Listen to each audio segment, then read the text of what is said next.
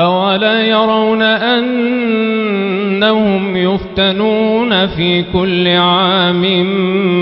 مرة أو مرتين ثم لا يتوبون ولا هم يذكرون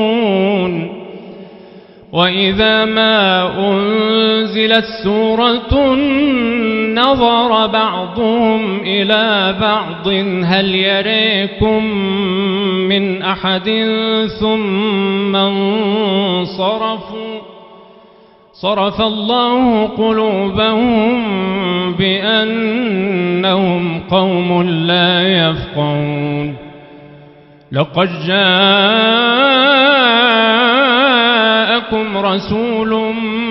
من أنفسكم عزيز عليه ما عنتم حريص عليكم بالمؤمنين رءوف رحيم فإن تولوا فقل حسبي الله لا إله إلا هو عليه توكلت وهو رب العرش العظيم